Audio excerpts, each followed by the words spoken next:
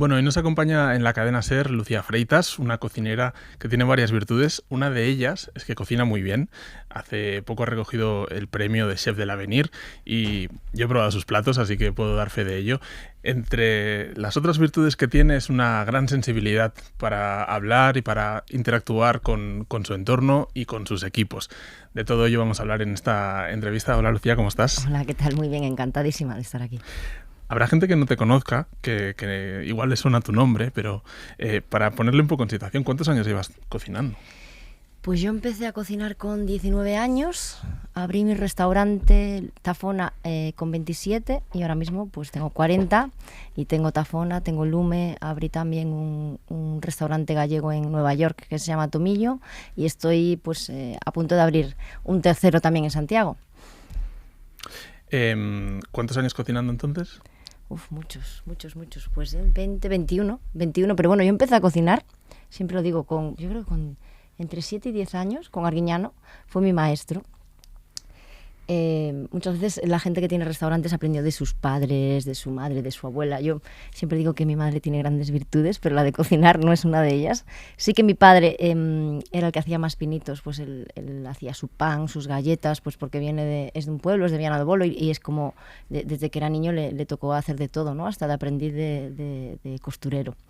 Entonces sí que a raíz de la relación que tengo con mi padre, de estar en la huerta, de cocinar con él, de hacer las empanadas y eso, ya sí que me picó mucho el gusanillo. Pero yo creo que mi maestro en realidad fue Arguiñano, ¿no? El mío y el de una gran mayoría de los cocineros en España, ¿no? Y de las amas de casa y de la gente de casa. ¿Tú eres de Santiago de Compostela? Sí, de Santiago. O sea que ciudad, aprendiste de Arguiñano a distancia. Sí, por televisión. Yo creo que recuerdo que llegaba del colegio y me ponía Arguiñano y esperaba que secase la cocina después de que lavasen los platos y demás, y ahí me metía yo a hacer mis cosas, ¿no? Cocinaba para todo el mundo. Mi casa siempre ha sido una casa llena de gente, llena de amigos.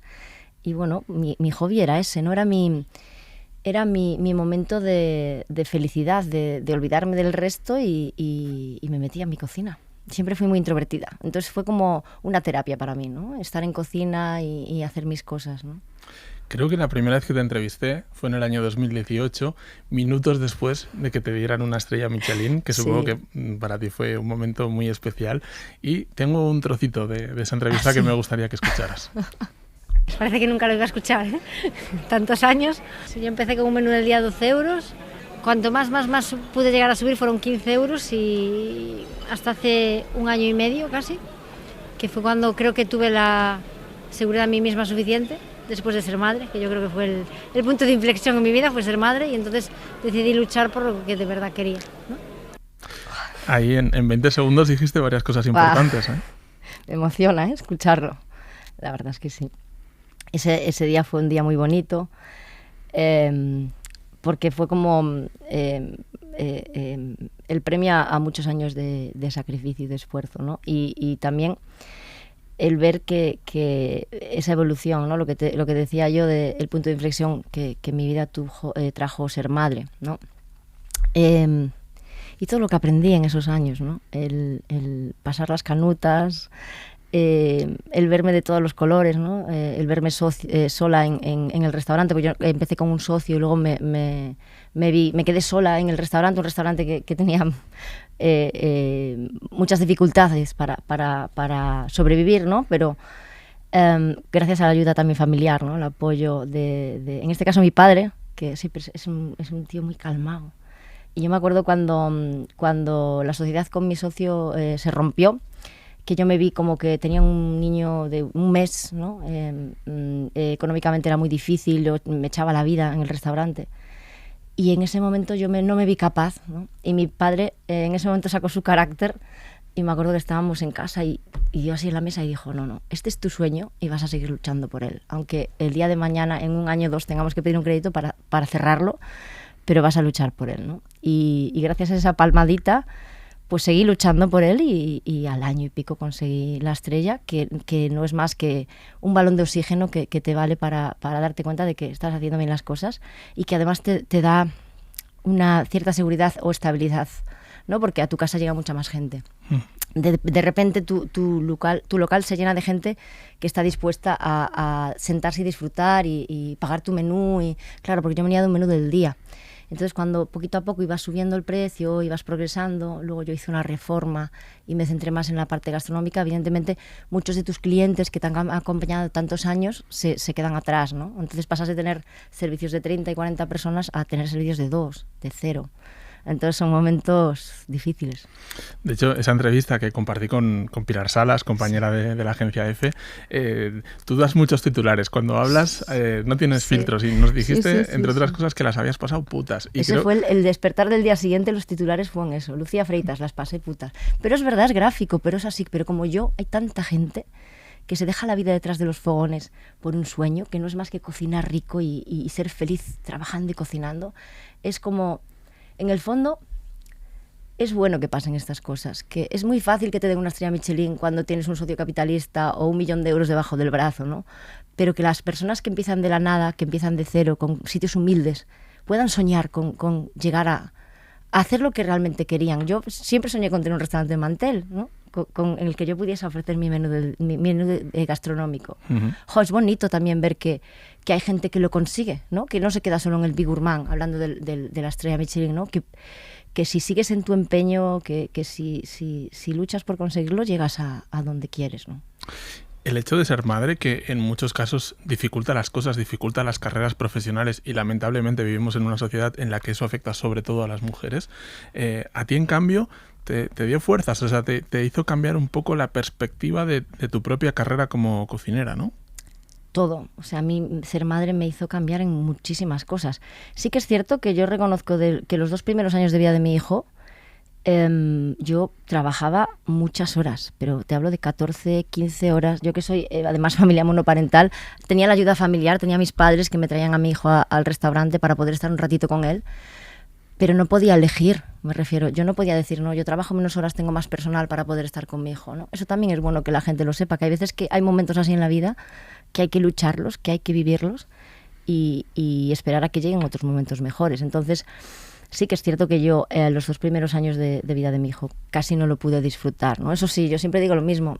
A lo mejor yo como madre, el llegar a casa a la 1 de la mañana reventada y meterme en la cama y abrazar a mi hijo, eso ya era suficiente como para darme empuje y ánimos para no rendirme, ¿no? Y eso pues es una transición, es poco a poco ir evolucionando y gracias a esa fuerza que me daba mi hijo cada noche, ¿no? El ver su cara y decir, esto va a salir porque lo voy a sacar, pues eso es parte de mi estrella. O sea, mi estrella llegó en forma de niño, ¿no? En forma de Mauro, que me dio esa fuerza, ese empuje, ¿no? Ese quererme, ese querer mi trabajo, ¿no? Uh-huh. De repente había algo fuera que me hacía tan feliz, que me hacía darme cuenta de lo bonito que era la vida, ¿no? Que no era solo trabajar, ¿no? Y aunque tuviera que echar muchas horas en el trabajo, lo hacía de otra manera. Por eso el punto de inflexión de la maternidad, que me pasa a mí y en general nos pasa a todos, ¿no? Coincidiendo con el 8 de marzo, hace unos meses, publicamos un reportaje en el que planteaba una pregunta. La pregunta era, ¿por qué nadie conoce a un chef, a un hombre chef, que se haya cogido una baja por paternidad? Uh-huh. Porque más allá de unos días o de pocas semanas, la verdad es que yo no conozco a ninguno que haya estado 2, 3, 6 meses dedicado, centrado en las tareas de cuidado de la familia, como sí conozco a mujeres de chef que sí que han hecho eso, a pesar de tener un papel también importante en el restaurante. Más allá de la explicación que puede haber, que muchas veces tiene una relación con la empresa, ¿no? Y con uh-huh. el papel del cocinero en la empresa y demás, algunos se enfadaron por el mero hecho de hacer esa pregunta, y es un tema sobre el que me gustaría conocer tu opinión, porque tú tienes un equipo formado casi todo por mujeres en Atafona, ¿no? Y eso no te impide que sea un restaurante de élite, con estrella Michelin, y sin embargo es la excepción. Eso es muy raro. En mi caso es buscado, y es buscado respondiendo a mi vida y a mi trayectoria. A mí cuando me preguntan, ¿tú tuviste dificultades? Yo no las tuve, pero porque yo me di la oportunidad a mí misma de ser jefa de cocina con 27 años. Yo abrí mi propio restaurante. Pero sí que es cierto que a mi casa llegan muchísimas cocineras, vienen alumnas, doy cursos, doy clases, y hay una tónica general, que es que cuando entran en un restaurante, sobre todo un restaurante gastronómico, pues normalmente siempre te derivan a cuarto frío y pastelería, ¿no? Esto es una frustración muy grande para nosotras, porque es que parece que se tiene que quemar o cortar a alguien en la línea caliente para que te dejen demostrar lo que tú vales ahí, ¿no? ¿Por qué? Porque se presupone también, con la mujer se nos presupone que tenemos más inseguridades, que somos un poquito más reticentes a enfrentarnos a ese pase caliente, ¿no? Creo que son clichés absurdos. Creo que eso responde a ignorancia. Creo que responde a un machismo que es que viene en nuestro ADN, que tardaremos muchísimo en sacarlo, ¿no? Y entonces mi papel a día de hoy es, yo siempre digo que yo tengo un ejército de guerrilleras, ¿no? En mi cocina somos todo mujeres, solo tengo un chico. Y como yo no creo en las guerras de sexos, ni creo en que tenga que haber unos números, ¿no? Yo creo que lo que tiene que haber es mujeres seguras, mujeres fuertes, mujeres con referentes. Entonces mi papel es darles un sitio, darles una responsabilidad y que ellas mismas alcancen esa seguridad. Y con eso conseguir que en X años pues haya muchísimas más mujeres con restaurante propio, mujeres que se sientan fuertes para cumplir sus sueños. Sea el que sea abrir su propio restaurante o no, sea ser jefa de cocina, sea lo que sea, que no sientan que tienen ninguna limitación y que no permitan que nadie se las ponga.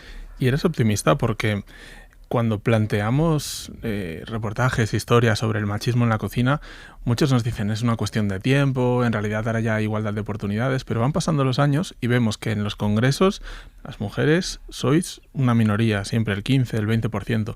Miras los restaurantes con estrella Michelin y lo mismo, hay muy pocas mujeres que sean la chef. En cambio, ves las escuelas de cocina y ves que la mitad de las alumnas son mujeres, pero a medida que va subiendo en el escalafón, dijéramos, de responsabilidad, va bajando ese porcentaje, ¿no? ¿Tú crees que realmente estamos en el buen camino o que hay que empujar para cambiar algunas cosas? Empujar siempre hay que empujar, eso está claro, porque el mundo no se mueve solo. Pero sí que es cierto que hay un camino sin retorno y es que a día de hoy cada vez más la gente es consciente, por ejemplo, de algo tan sencillo como los horarios en las cocinas, ¿no? Que es algo que echa mucho para atrás, no a las mujeres, sino a los hombres a contratar mujeres. ¿Por qué? Porque evidentemente ellos piensan que en determinada edad una mujer va a querer ser madre y no va a poder echar 16 horas para ser jefa de cocina. Pero el error ¿dónde está? En esas 16 horas. Tú no puedes plantear tu restaurante en que la gente que en tu equipo tenga que estar 16 horas. Eso está mal, de raíz. En el momento que haya unos horarios, unas jornadas laborales coherentes, la balanza se va a equilibrar. Aparte hay otra cosa que se enfrentan a día de hoy los empresarios, en general, sea de la hostelería, sea del medio que sea. Se da la casualidad que hemos pasado por un COVID, se da la casualidad de que hemos pasado que los hombres han estado en casa con sus hijos y se han dado cuenta de que quieren criar a sus hijos, que quieren tiempo para ellos. Antes vivíamos en un momento de vorágine que es trabajo, trabajo, trabajo y era como que por inercia era la mujer la que se hacía cargo.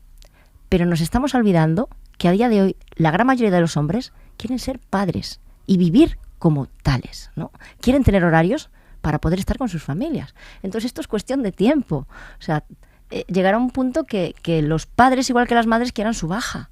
Lo hablábamos en Santiago cuando coincidimos, que me decías lo del artículo, que claro, ¿por qué los hombres chefs? Claro, es que ya estás poniendo el apellido, el sexo masculino en los hombres. La diferencia a lo mejor de un trabajo de sala a un trabajo de cocina, en el caso de una cocina de autor, ¿qué diferencia hay? Pues que a lo mejor en el trabajo de sala puedes tener gente trabajando contigo, puedes delegar de otra manera que te permita estar X tiempo fuera del restaurante. Hablamos de 1, 2, 3, 4, 5, 6 meses, con un pequeño que vayas y... El trabajo el papel de chef, de persona con una cocina con nombre y apellidos, implica estar en el restaurante todos los días, ¿no? Puede ser que hagas viajes, que vayas a un sitio a otro, pero en general es una cocina tan personal que requiere de que estés en el restaurante. Entonces quizás también es ese cambio de mentalidad lo que hace falta, ¿no?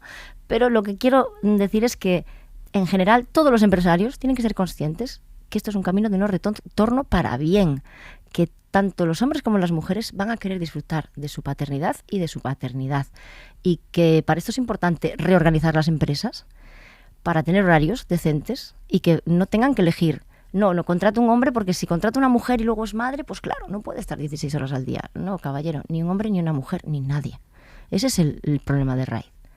pero sí hay que seguir trabajando, no luchando, yo digo trabajando, ¿no? Porque la guerra de sexos no lleva a ningún lado. Yo me he enfrentado más de una ocasión por tener quizás explicarme de una manera demasiado, como dices tú, sin filtros, ¿no? A día de hoy la gente y los cocineros en general tienen bastante pánico al tema del género, porque hay muchos restaurantes gastronómicos a día de hoy que no tienen mujeres contratadas. Da igual que digan que lo aprendieron todo de su madre y de sus abuelas, si luego no contratan mujeres en sus equipos de cocina. Entonces, evidentemente hay mucho que esconder, esa es la realidad. Pero bueno, ya sin centrarnos en eso, hay que hacer otro tipo de trabajo de campo, y es crear mujeres fuertes, mujeres referentes que no tengan miedo a nada ni a nadie, y que lleguen a donde quieran llegar, y que abran su restaurante si quieren, y una vez que tengan su restaurante con su nombre y su apellido en la puerta, les van a respetar de otra manera, y van a tener en lo más alto. Es que tú date cuenta, en el País Vasco, hablamos de la cuna de la gastronomía en este país, tenemos a Elena Arzac con estrella, una sola mujer. Eso es increíble. Es increíble, pero sí que es cierto que yo a veces que hago cosas con mujeres, faltan mujeres con restaurante propio, ¿no?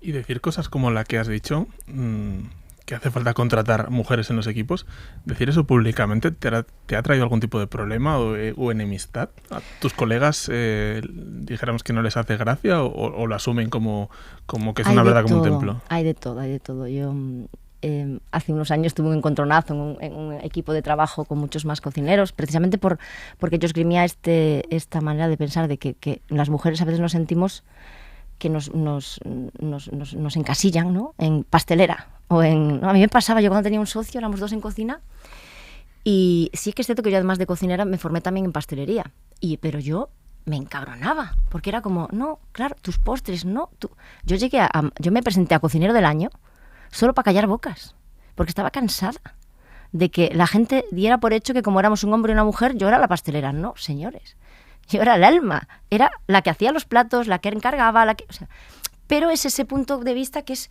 intolerable, porque las mujeres hemos sido las que hemos mantenido la cocina viva, el recetario vivo. Siempre hemos sido las encargadas hasta de los programas de cocina, hasta que esto fue el boom y entonces ya solo eran hombres, ¿no? Entonces sí que por ahí es un poco frustrante, sí que tengo tenido algún encontronazo por no callarme, pero bueno, tampoco lo voy a hacer. Yo soy como soy y mi trabajo, más allá de la cocina, es hablar y que la gente piense y debata y habla. Y yo sé de muchos cocineros que tienen muchísimas mujeres en sus restaurantes, los hay. Y que me apoyan, y sé de otros que no, o de otros que dicen que no responden preguntas incómodas. ¿Sabes? O de lo que no sé no contesto. No, señores. Lucía, uno de tus platos emblemáticos fue la empanada de congrio, que además fue resultado de una época también de presupuestos muy ajustados en tu restaurante, ¿no? Tú llegaste a la conclusión de que era una buena forma de optimizar recursos. Sí, yo creo que lo hablaba hace poco con gente de la cocina. El aprendizaje que te da un menú del día, el aprendizaje que te da el hacer magia de nada, la cocina de supervivencia muchas veces, que es la que hacían nuestras madres, ¿no? De abrir la nevera y con 4 cosas hacer magia. Pues eso es un bagaje que no te lo da nada. El hecho de... Yo a día de hoy tengo un restaurante con muchos medios, que todo lo que tengo lo meto en el restaurante, o sea, para producto, para medios y para todo, pero no siempre fue así. Entonces, yo qué sé, yo siempre pongo el mismo ejemplo. Yo me acuerdo el primer día que entró un rodaballo en mi casa. Claro, yo rodaballo, si no es salvaje, pues no. Evidentemente no lo quiero trabajar. Como gallega que soy, pues... Y cuando yo tenía un menú del día, no me lo podía permitir porque no entraban costes. Y la cartita que tenía, pues tampoco era como para poner un plato que yo me pudiera permitir tener un rodaballo. Yo el recuerdo que tengo de ese primer rodaballo que entró en mi cocina, yo me acuerdo que me hice la foto y lo subí a redes. Claro, la gente no tenía ni idea de lo que significaba ese rodaballo para mí. Esta historia yo se la cuento a todos los chavales que vienen a mi casa a cocinar. Esta hay muchas. Yo tengo una sartén que la ves y dices, madre mía, está reventada viva. Pero la guardo y me dicen, esto lo tiro. No. Y les cuento la historia. La historia de cuando no tenía ni para sartenes. Que eso es lo que te hace valorar todo. Ni para sartenes ni para rodaballos. Ni para rodaballos. Ibas a pescados más económicos. Claro, ¿no? A pescados económicos y además hacer magia, lo que dices tú, sacar un plato de lágrima del congrio, ¿no? Que además son recuerdos de infancia. En mi casa la empanada de congrio era una de las empanadas que me hacía mi padre que más me gustaba, ¿no? aprovechar todo. Yo, por ejemplo, el congrio, pues la parte más cerrada, que es la más difícil, pues esa la aprovecho para hacer caldos, luego hago un desmigado que uso para empanada o para un buñuelo. Entonces es ese saber aprovechar todo, que además a mí me hace súper feliz, ¿no? Ahora mismo tengo un plato que es puerro.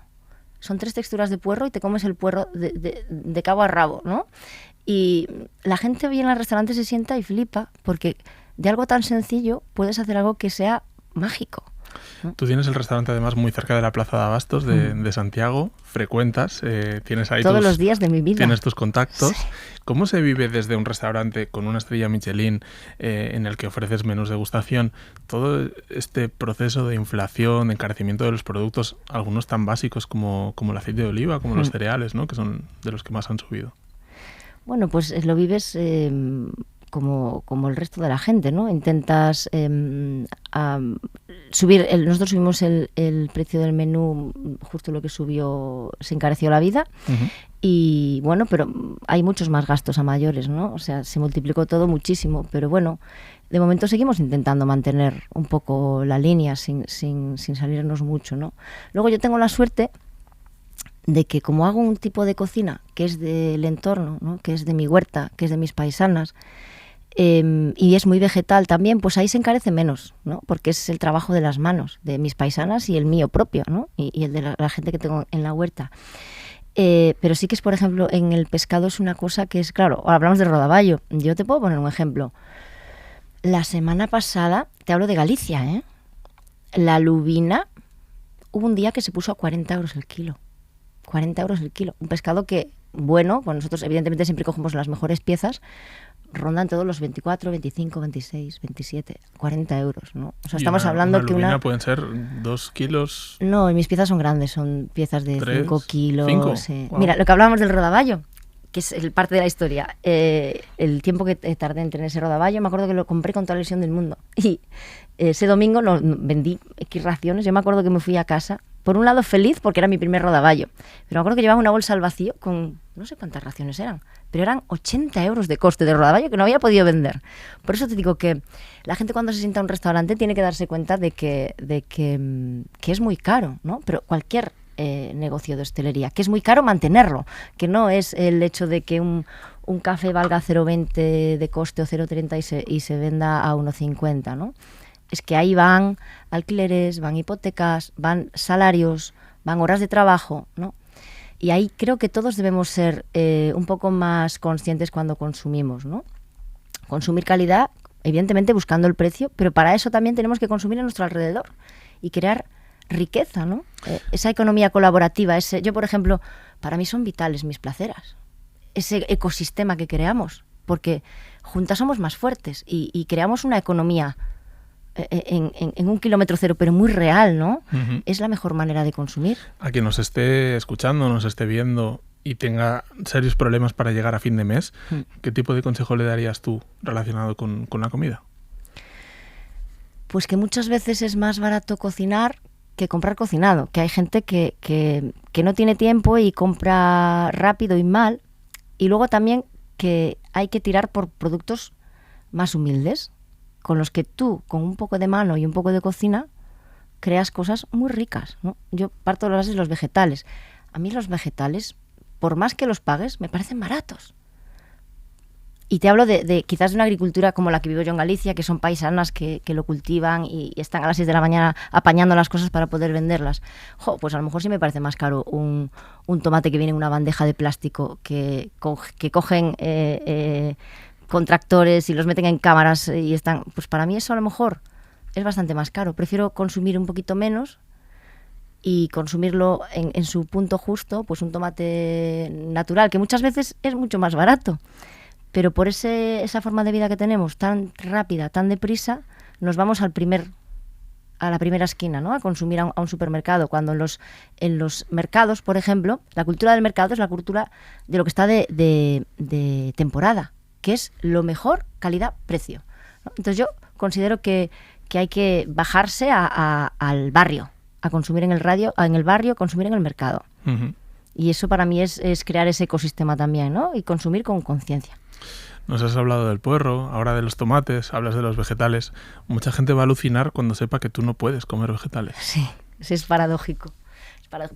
Puedo, a ver, no me muero, pero sí que es cierto que mi cuerpo no es tolerante a la fructosa. Entonces me da problemas, dolores, hinchazones, a largo plazo degenera en cansancio, en dolores musculares, en que vaya por la plaza y me digan, ¡jo, qué cara de cansada tienes! Y claro, ya te cansas de explicar, ¿no? Bueno, mira, no, es que pues tengo intolerancias que me afectan y claro... No solamente es la fructosa. No, es la fructosa... Tengo mucho problema con la microbiota también, tengo SIBO, tengo DAO, problema con las histaminas, una alergia enorme a la proteína del anisakis, que eso es lo que te hace es que no puedes realmente, te puedes arriesgar, pero ni congelándolo, si tiene o tuvo anisakis el bicho, pues corres el riesgo de acabar en el hospital, ¿no? ¿Qué puedes comer? Yo tengo una frase dura, pero que es con los años la terminé por asumir, que... lo que me sienta bien es lo que no como, ¿no? Mi cuerpo tolera poco las mezclas, ¿no? Sí que es cierto que después ya son años, yo creo que llevo 4 años, por lo menos ya. Al principio era frustrante porque no sabías qué te pasaba. Tengo que decir que como yo hay muchísima gente, miles de personas en España, muchas diagnosticadas y otras muchas que no, que simplemente saben que no saben por qué, pero les cuesta levantarse de la cama, que les duele el cuerpo, que no tienen fuerzas, que se sienten enfermas pero ningún médico le hace caso, ¿no? Que fue lo que me pasó a mí y le pasa a mucha gente, ¿no? Porque cuando tienes problemas intestinales, problemas con microbiota y demás, parece que somos un poco, todo es estrés, todo lo meten en el mismo saco. Pero entonces, claro, yo al principio cuando me pasó todo esto, sí que es cierto que me dijeron que tenía que dejar de probar las cosas en el restaurante para ir descartando poco a poco y metiendo poco a poco alimentos. Eso es un problema, claro. Eso es un problema. Si eres chef de un restaurante con estrella. Eso es un problema. A mí me cayó muy mal, además. Yo me acuerdo que yo llegaba a casa llorando de impotencia porque por primera vez en la vida me entraban platos en la cocina porque estaban salados o sosos. Entonces yo me di cuenta que no, que eso no. O sea, tenía que evitar vivir enferma. El fin de tu carrera, ¿no? Claro, pero entonces lo que opté fue por seguir probando los platos en mi casa, en dosis muy pequeñitas, pero luego, evidentemente, en mi día a día yo como muy poco y muy poca variedad. Y intento no meter muchos vegetales porque no me matan, pero me afectan mucho, ¿no? Lo que más echo de menos es comer con mi equipo.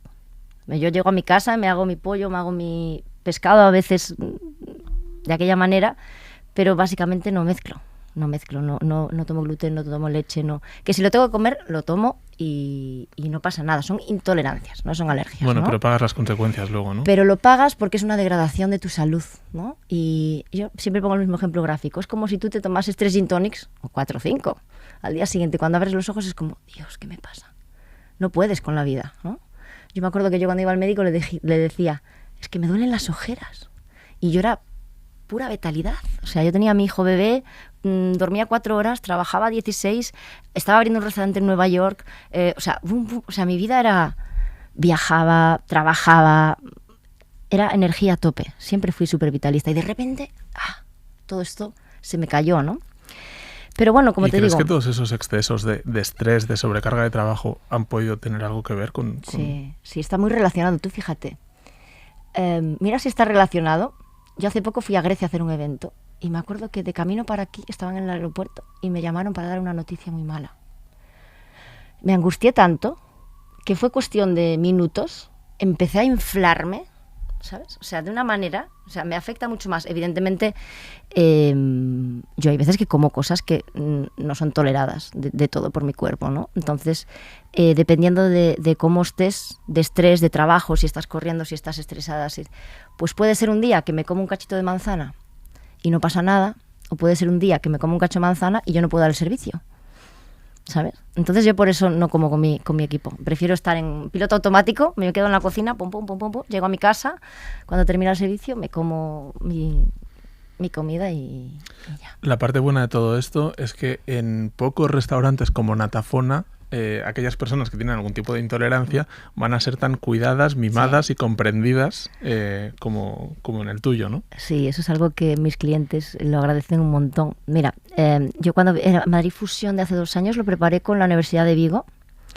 Y me acuerdo que una de las personas, Pedro Pablo, que me ayudó a preparar la ponencia, que iba de cromatismos vegetales y demás, que yo de aquella no sabía todavía lo de la fructosa, entonces había centrado mi cocina mucho en los vegetales, me dice, mira, yo quiero estar en el proyecto, quiero ayudarte porque fuiste el único sitio, el único restaurante que yo fui a comer y te dije la lista de mis intolerancias y te juro por Dios que mi menú era todavía mejor que el del resto. ¿Por qué? Porque hay una parte de empatía por mi lado, ¿no? Porque yo sé lo que es eso. Y eso la gente lo agradece, evidentemente. Hay una cuestión que cada vez que voy a Galicia me topo con ella. Pasa en otras partes de España también. Pero en Galicia hay como una división en la sociedad respecto a la gastronomía, ¿no? Hay gente que considera que lo mejor de la cocina gallega es el producto, la cantidad y que sea asequible, ¿no? A un precio bajo. Y de alguna manera está relacionado también con una generación que vivió lo que vivió, ¿no? Luego hay otra, más joven, de la que yo creo que los dos formamos parte, que tiene otra visión de la gastronomía, ¿no? Y que acepta las técnicas y acepta que un plato a rebosar no tiene por qué ser sinónimo de lo mejor, ¿no? Pero en Galicia esa división es como especialmente agresiva, te diría. Hay como un pequeño enfrentamiento gastronómico, ¿no? Eso viene en nuestro ADN, ¿no? Yo creo que la cantidad, el producto, la base del producto es, evidentemente, es lo que mejor tenemos en Galicia. El producto y el entorno que hace que ese producto sea así. La cantidad, pues yo creo que viene dada de épocas de mucha escasez. En Galicia hubo mucha escasez de todo, aunque sí que es cierto que siempre el sector primario fue muy importante y todos tenían su huerta o iban a pescar, o tenían muchos pueblos de mar, pues tenían esta economía que era circular y además colaborativa, ¿no? Que todos tenían que comer. Pero sí que es cierto que venimos de unos años que la cantidad lo era todo, ¿no? Yo creo que cada vez eso se tiende un poquito a menos. Se entiende un poquito a menos porque ya nos damos cuenta que también va en relación con la salud, ¿no? Cada vez la gente se preocupa más por su salud y no el comer por comer. Pero bueno, sí que la sociedad está dividida en esos dos tipos de maneras de comer y va a ser siempre así, ¿eh? ¿Qué pasa? Que se va a reconducir uno por un tema de salud, ¿no? Que la gente no quiere comer tanta cantidad. Y luego yo creo que hay otro tema, que a mí también, yo siempre soy de sacar temas que son escabrosos, que es la responsabilidad. La responsabilidad, a mí me duele mucho en Galicia. Todo el mundo viene a Galicia porque tenemos un producto maravilloso y lo regalamos. En Galicia hace falta mucho amor propio, ¿no? No solo valorar el producto, hay que valorar la mano de obra. Hay que valorar la vida que hay detrás, ¿no? Quizás también, no sé, los gallegos nos ha costado mucho levantar la cabeza y darnos cuenta de lo que valemos y de lo que tenemos, ¿no? Y estamos en ese momento ahora, de darnos a valer, de hacernos valorar. Y bueno, y yo creo que eso también es un camino de no retorno, darnos cuenta de que los tiempos están cambiando, que ahora cada vez cuesta más encontrar gente para trabajar, por ejemplo, en todos, o sea, no son los gastronómicos, en el bar de la esquina y en el del menú del día y en todo. Entonces, hay que mejorar las condiciones laborales, señores. Entonces, para eso hay que cobrar. Lo que dijo Biden, ¿no? Lo hay que cobrar. Paguen más y encontrarán más trabajadores. Sí. Eso es uno de los problemas. Evidentemente hay muchos más. Pero sí que hay que tender a subir los precios en Galicia. Porque, ¿cuánta gente hay que se deja la vida en un bar y prácticamente cambia el dinero de manos? Yo como vengo de un menú del día, sé lo que es vivir eso y sé lo que es ir progresando poco a poco y sé lo que son los miedos. De decir, claro, yo en 8 años subí de 12 a 15 euros. Tampoco soy un referente en cuanto a haberme echado a la piscina, ¿no? Pero sí que tenemos que darnos cuenta que tenemos que dignificar la profesión en Galicia, ¿vale? Y para eso también tenemos que cobrar lo que hay que cobrar, ni más ni menos, ¿no? Y no lo estamos haciendo en Galicia. Y poco a poco habrá que hacerlo, porque si no, te quedas sin personal, te quedas sin... Y es algo que es un camino de no retorno para bien, para bien. Cuando tú tenías el menú del día 12 euros, probablemente era el mejor menú del día de España. Sí, yo me acuerdo que Capel había escrito sobre él. Madre mía, ese verano, o sea, no podíamos ni trabajar, pues no paraba el teléfono de sonar. ¿Ahora tienes alguno fichado que sea un menú del día de esos de, guau, es que vale muchísimo la pena por este precio? Hay muchos, porque hay tanta gente como yo, gente joven que monta su restaurante y lo único que quiere es cocinar. Y el ganar o no, le da igual. Yo estuve años sin ganar. O ganaba, no llegaba ni al sueldo mínimo ni de lejos, ¿no? Pero yo era feliz en mi cocina cocinando y veía a la gente que venía y me llenaba el restaurante. Pero eso se puede volver un poco contra ti, ¿no? Y pasas de ser súper feliz a decir, ostras, no puedo evolucionar así. Yo no puedo tener manos, no puedo tener medios porque no los puedes pagar. Y en mi situación hay muchísima gente en Galicia y fuera de Galicia. En torno a la Plaza de Abastos, claro, en Galicia tenemos mucha tradición de comprar en el mercado y luego cocinar. Uh-huh. De hecho, por las mañanas nos juntamos muchos cocineros allí. O sea, nos conocemos, nos saludamos y es nuestra despensa y nuestra nevera, ¿no? Uh-huh. Pero bueno, en Santiago sí, tienes muchos. Tienes Mamá Peixe, tienes Casa dos Xacobes, tienes Anaco. Mucha gente que lo único que quiere hacer es cocinar para hacer feliz y hacer feliz a la gente. ¿Y algún plato de estos que hayas probado o que probaras en su momento y que te... No sé, son menús, hacen menús como yo, ¿no? Entonces es como... es como si fueran menús de degustación. Es como el Big Gourmand, ¿no? Es esa estrella Michelin que aún no llega a ser Michelin, pero que lo pone todo, ¿no? Yo siempre digo, cuando vas por ahí viajando, evidentemente los Michelin no son para todos los momentos ni para todos los bolsillos, pero un Big Gourmand que es la gente que mata por hacer las cosas bien, por dar de comer, ¡buah! Eso es la leche. O sea, y hay cuántos hay en este país, ¿no? En todas las comunidades autónomas. Eso es lo que hay que potenciar, ¿no? Y ayudarlos a crecer, ¿no? A mí algo que me dolía y me dolió mucho en su día es que, claro, cuando iba subiendo un poquito el menú del día, había gente que se iba al de lado. Y tú decías, no crecen conmigo, no me están ayudando a crecer, ¿no? Y era un poco rabia, te daba un poco, porque realmente cualquier plato de mis menús del día podía estar ahora en una degustación, en cualquier carta por ahí a 16, 18 o 20 euros, ¿no? Porque yo solo usaba producto fresco, yo iba a mis días libres para adelantar mis amplias elaboraciones, porque era todo muy currado. Entonces yo creo que tenemos que ser, ¿cómo te diría?, conscientes de lo que consumimos. Consumir menos, pero consumir con cabeza y haciendo crecer a la gente que de verdad merece la pena ayudar y apoyar, ¿no? Y al ecosistema que son las economías de tu zona, de tu ciudad, de tu barrio, a gente que su vida es la cocina, por ejemplo, o en el mercado, comprar a tus artesanos. No sé, yo creo que tenemos que parar, vamos muy rápido, el mundo va muy rápido, hay que parar y valorar lo que es importante de verdad en la vida, ¿no? Aparte de consumir.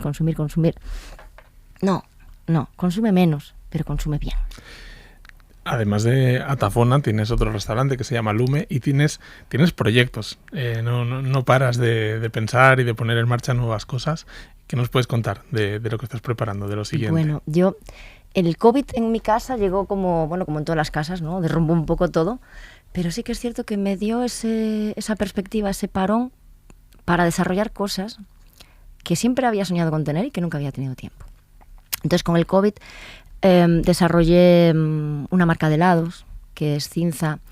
Desarrollé una marca de cocina más callejera, más de delivery, que se llama Mixto.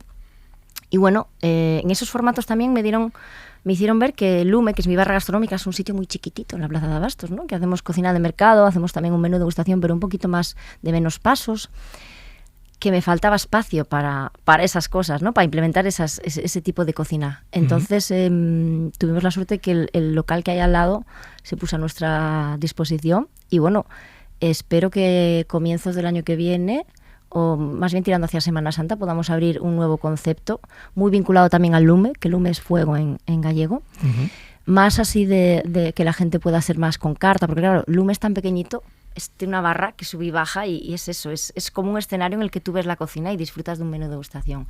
Pues tener una opción más urbana, más para todos los días, más de carta, y hemos ideado el concepto de Lume Vivo, que va a ser todo con madera. Quiero darle la importancia que tienen las masas de pan gallegas, que yo soy una enamorada de nuestras harinas y de nuestras masas de pan. Y voy a poner también un horno de estilo de pizza napolitano, pero para hacer nuestras locuras con las masas de pan gallegas, ¿no? Hacer un estilo de una pizza, pero gallega. Y bueno, luego también una parrilla para cocinar el productazo que tenemos en la Plaza de Abastos, ¿no? Que es el corazón de mis restaurantes. Qué bien, cuántas cosas, qué ganas de volver a Santiago y disfrutar de todas las cosas que nos estabas contando. Cuando quieras. Lucía Freitas, ha sido un placer tenerte aquí en la SER. A mí me ha hecho muchísima ilusión estar aquí. He crecido con la cadena SER y no te puedes imaginar la emoción que siento al meterme en este edificio. Para mí es ilusionante. Muchas gracias a ti por invitarme. Un placer. Gracias.